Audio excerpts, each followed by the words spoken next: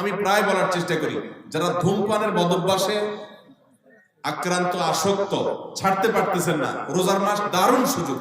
কিভাবে দারুণ সুযোগ? আমরা বাংলাদেশে মানুষ কয় ঘন্টা রোজা রাখি? 16 ঘন্টা, 15 ঘন্টাই ধরেন। 15 ঘন্টা যদি আপনি রোজা রাখেন, ইফতারি, মাগরিবের নামাজ, ইফতার করে এসে আবার খেতে বসেন, এই পুরো সময় মিলে রাতের খাবার সহ মিনিমাম 1 ঘন্টা তো লাগে নাকি? তাহলে 16 ঘন্টা এঙ্গেজ হয়ে গেলেন। তারাবির নামাজ আর 1 ঘন্টা, 17 ঘন্টা। সাহারি আপনার ঘুমাইতে যান আপনার 6 ঘন্টা মিনিমাম, তাহলে কত ঘন্টা হলো? 23 ঘন্টা।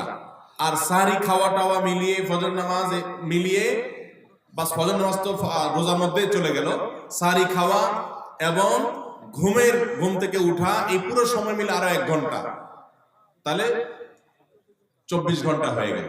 আর যদি বলেন যে না 1 ঘন্টা পুরো যায় না সাহারিতে, তাহলে আধা ঘন্টা সাহারিতে গেলে আর আধা ঘন্টা থাকে।